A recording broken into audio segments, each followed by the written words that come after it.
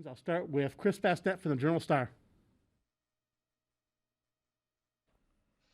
Hey, Coach. I guess just first off, thoughts on what you've seen, so far, and now that you're getting into, regular season workouts, what's kind of the next step for these guys? Yeah, first of all, thanks for this opportunity. I know it's been a long time. It's been a crazy offseason and beginning to the season now with everything going on in our world. Chris probably didn't think you'd be doing a press conference from your car like it looks like right now. But, yeah, it's been a crazy time. Hopefully everybody is staying safe and healthy throughout this time. As far as what I've seen from the workouts, I've been really impressed with our players as far as their commitment. It's a group that just loves to compete. They love being in the gym. We've almost had to talk to them about taking some time off. And, some of them would come in 3 times a day if we allowed it. We've worked very closely with our sports scientist, Chris Bach, as far as workloads and making sure that we understand this is there's a marathon here. We've been very fortunate. Knock on wood, but our guys have done a great job as far as staying safe and making the right choices and the right decisions. We have had one positive case, and that's it. And everybody else has stayed away from it. So, we feel good about that for the fact that we have not had to quarantine a large portion of our team, and we've been able to stay on task and been able to get in the gym and work, starting with individual workouts. Then we went to small group workouts, and for the last several weeks we've actually had full team workouts, and we're making good progress. And again, the thing that I've liked most about this group is their competitive spirit, just how much they enjoy being in the gym. I think there's accountability with the guys when certain guys don't come into the gym. We were only allowed a certain number of hours with them, so a lot of the time spent in the gym was with each other, and that's where you grow chemistry. That's where you grow together as a group when the coaches aren't in there, and you can have the team in there working together. But I've been really impressed with the guys, and again, most of that goes to their work ethic. Next, go Robin Washut, Husker Online. Hey, Fred. Going back to that positive case, is that still an active case? Can you say? It is not. No, it is not. All right, and then going back to this time a year ago, I know one of the things you said was one of your biggest concerns was how your team would handle adversity for the first time together as a collective unit. What have you seen from this year's group that may change one way or the other those concerns compared to what they were a year ago? Well, I think it's always a concern, Robin. It's going to hit you every time you step on the floor, and you try to do the best job you can in practice settings and putting your players in adverse situations and try to get them to handle it the right way. And if they don't handle it, use it as a learning opportunity for the next time it happens. We had our first real scrimmage within our team, inter-squad scrimmage on Friday. And obviously, a lot of things you see in a setting like that where there's, multiple things that you need to correct as a group. A big part of that is adversity. When one team jumps out, gets out to a big lead, do you put your head down? Do you stop talking to each other? Do you start taking bad shots? Do you start trying to get it back individually?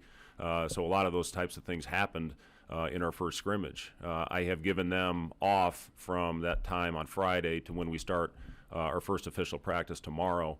And we will watch a good edit film now that we're getting more hours with our players. So, yeah, it's always a concern, but I do think this group has the right makeup to handle adversity well this season. Sam McEwen, Omaha World Herald. Thanks for doing this, Fred. I really appreciate it.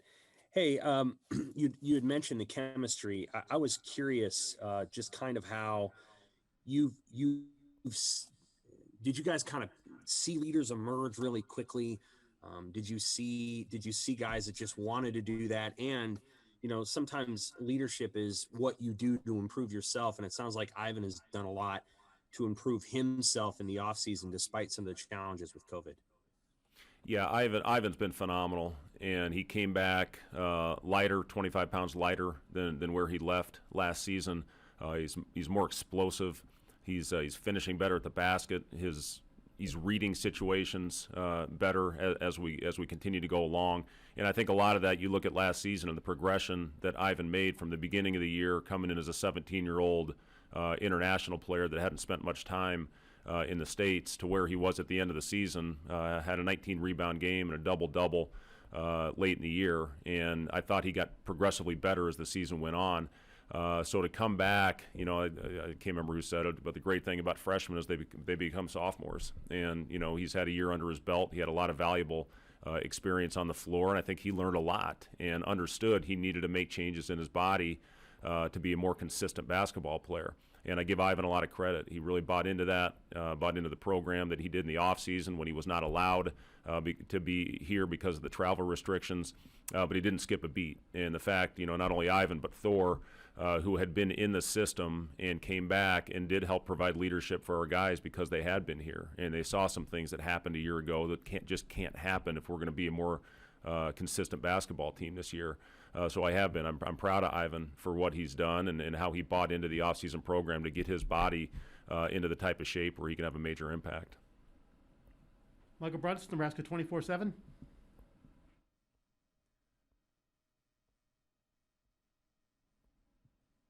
Thanks for doing this, Fred. Quick question on Trey, getting the news that he did with the waiver.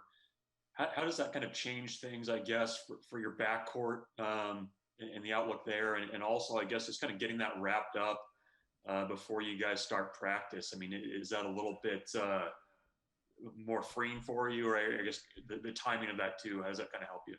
Yeah, it absolutely will help us. There's no doubt about that we have clarity that Trey will be on our active roster this year. And we approached it that way going in, that he would be available for us. You always prepare for that, and we're thankful. We're thankful that Trey got his waiver, and we're really excited about him. He's a two-way player. I think he can have a huge impact on both ends of the floor. He's a tenacious defender, and you can look at his stats last year leading the ACC in steals. He's got great anticipation on that end. He moves his feet. He's tough. He's physical. And then offensively, he's very versatile. He can play multiple positions.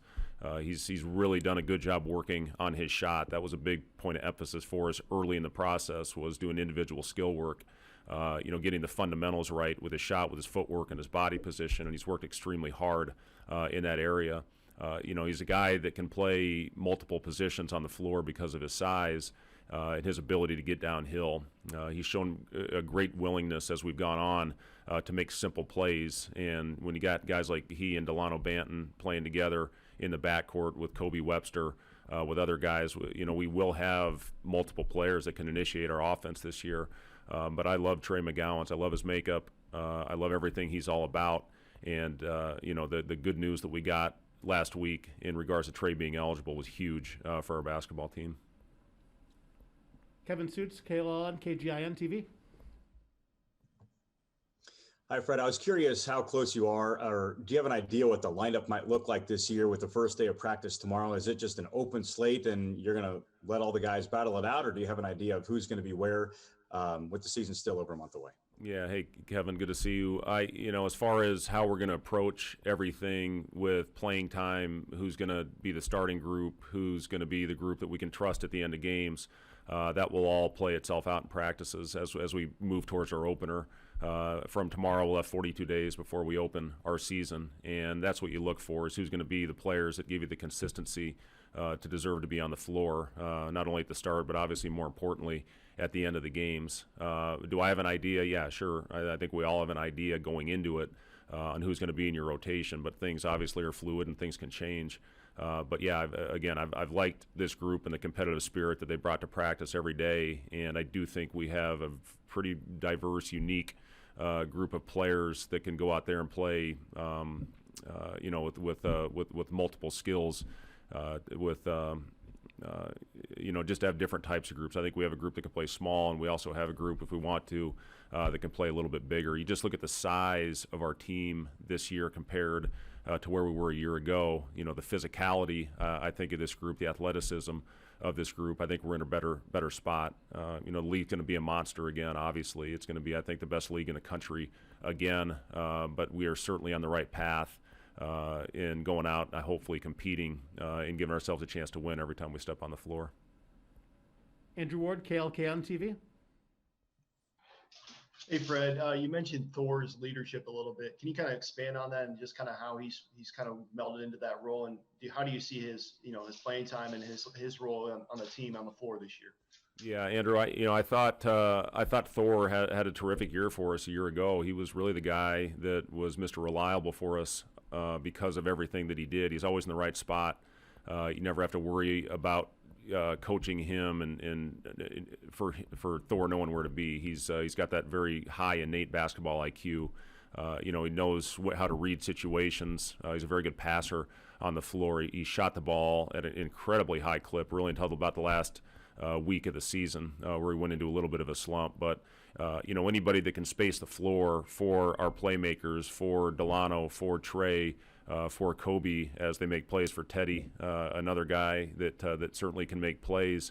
We're going to need those guys on the floor. Thor going into now his fourth year and being a guy that's been through the battles of this league and he knows what it's all about. So he certainly can help our guys navigate through some of the growing pains that some of our younger players and guys that will be in this league for the first time. We'll rely heavily on Thor for that. And again, he's a guy that wasn't able to be here early, but kept himself in great shape and didn't skip a beat once he got here. Jacob Padilla, Hail Varsity. Hey, Coach. You talked about Ivan's improvement, and so what have those kind of workout battles been like? You've got more depth now with Derek eligible play, with Eduardo kind of joining in. What have those practice battles been like, and how do you feel about your depth, especially with the ability to go smaller with some guys as well? Yeah, Jacob, I feel really good. I feel, again, with Ivan's improvements from where he was in year one to where he is now, and he just, a big part of it is he knows what to expect going into year two, as opposed to being raw year one, not really knowing what his role was going to be and really being thrust into a starter's role. A lot of that because of his size and physicality. So, he's still young, obviously, as an 18-year-old going into year two, but having Derek that will be eligible for us this year, the length of Eduardo, and I've seen great improvement with Eduardo every day. Every day he gets better and better. He's got almost a 7'5" wingspan, so that presents different challenges from what he would go through in a daily battle and practice last year. Just to have that length to have to go up against that will simulate a lot of what he's going to face in the Big Ten. All three of those guys have been great, and then we'll have opportunities maybe to slide Lat at 6'9", a guy that's been maybe as consistent as anybody on our team that can really space the floor. He can really shoot the basketball. He's one of those guys when he's open and he shoots it, you're surprised if it doesn't go in. So to have that luxury, a guy that I know is going to battle every time he steps on the floor from a defensive standpoint, but also create opportunities on the offensive end for a mismatch. So that's where I talk about the versatility of this group, not only Ivan, Derek, and Eduardo that are probably more true fives, but now you have an opportunity to play smaller with a very skilled lineup, potentially with Lat at the 5. And the reason we can do something like that with a guy like Lat is we have good positional size. When you play Delano in the backcourt at 6'9", and you got Trey alongside at 6'5", you have Teddy at 6'6", you have other players, Thor 6'5". You've got a pretty versatile lineups where I think you can create some problems defensively, whether you switch 1 through 5. But I think we're going to have much more versatility on the defensive end because of the length that we'll have on our roster. Matt Foster, KETV. Hey, Fred. Delano had to sit out last year. Where have you seen him improve the most, and what are you kind of expecting out of him? Obviously, a big body, but he can handle the ball as well. Yeah, another guy. The best quality that Delano has is his playmaking ability, and when you have that at almost 6'9", it's such a great quality to have. You just look at what he did in Western Kentucky, where I think he was 2 points away from a triple-double at Wisconsin. So, the versatility is what I like most about Delano's game. One thing that we have to improve on from that I've seen in the last couple of weeks is we are turning the ball over too much. With everything that we've got going, and that happens. I've been around this game long enough to know early in the process there's some sloppy times, especially when guys get tired. But as far as Delano, he's in the gym every day. He was actually getting a workout this morning with our GAs, And, he's a guy that's consistently getting better at every aspect. But the good thing about Delano, he wants to be great, and he's got a heck of a future in this game. Connor Happer, 90% the ticket. Hey, Coach. How much, just a broad question, I guess, how much shooting do you guys feel like you have right now? You talk about all that versatility and the guys in your roster that can do different things. How much three-point shooting, I guess, even maybe compared to last year, do you feel like you have right now? Yeah, I think we'll have a better overall shooting team than we did a year ago. You look at Thor obviously coming back as the best returning shooter that was eligible. But you look at Trey McGowan is shooting the ball extremely well right now. Kobe Webster can really shoot it. Teddy Allen has a track record of being a very good shooter and has shot the ball well in the preseason.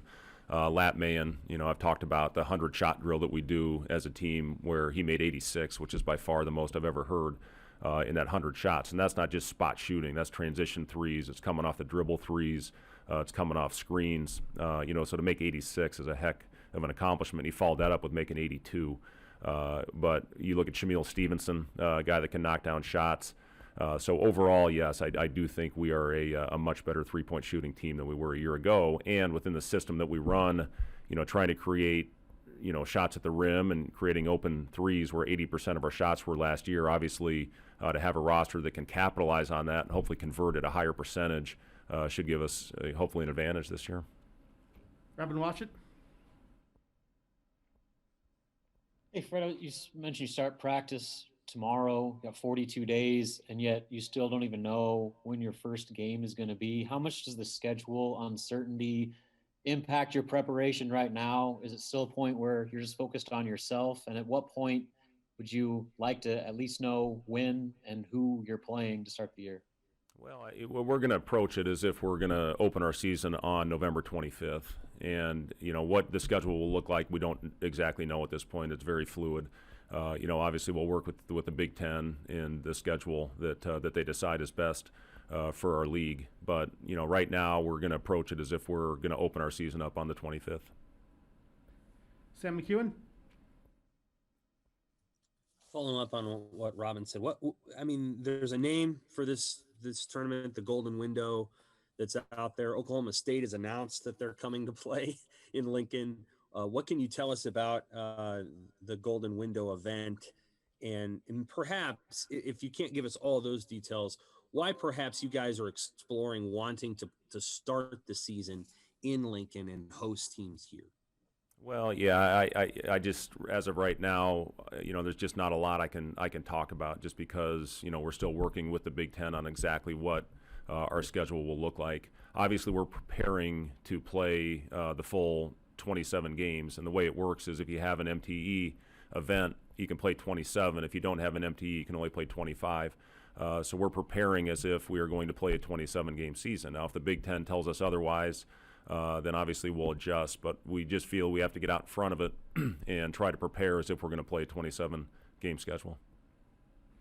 The football coaches went through this a couple of weeks ago, or about a month ago. Have you guys had discussions with the Big Ten? Have you had discussions with Kevin Warren? Like, when do you guys anticipate the league giving you more definition and clarity? Yeah, I know new information is coming in daily, Sam, and we do have calls every week with the Big Ten as far as our coaches being together, and I'm confident that we'll get good direction. When exactly that will come, I don't know, but there's a lot of subcommittees out there as well. So once everything is put together, they will give us our schedule, and we'll do the best we can. Thank you. Adam Kruger, KMTV. Hey, Coach, sorry to harp on the whole scheduling thing like Robin and Sam, but piggybacking off them, when it comes to, not stressing out over it, do you find yourself stressing out over not having a schedule? Do you think the powers that be who make the schedule have enough sense of urgency? And how do you convey to your team a sense of calm when there's uncertainty as far as your schedule still? Yeah, again, we're gonna prepare as if we are opening our season on November 25th, and if it changes, we'll adjust accordingly. But one thing I would learn at an early age is I'm not going to stress out about things that I have no control over. And I know the Big Ten is working hard obviously to get football up and rolling, and hopefully that will go off without a hitch here in a couple weeks. But they're working hard as far as what we're going to do as a basketball conference as well. And, as soon as the information is there that they feel comfortable providing for us, we'll have our schedule. So, we're just, our big thing right now is worry about what we can control, and that's preparing our team as if we're going to start playing games on the 25th. We'll finish up this round of questions with Matt Foster. Fred, I know the NCAA D1 Council is looking at the possibility of granting winter sport athletes another year of eligibility like they did for spring and fall, as well as a possible one-time penalty-free transfer. Just wanted to get your thoughts on if that's a good idea, if, your guys would explore using that, just how that would affect your program and just basketball in general. Yeah, I mean, again, we'll cross that bridge if and when it happens. We'll see how it all plays out as far as if they do grant those situations for transfers and for the winter sport athletes. So, we'll figure that out if and when it happens. Thank you, guys. We'll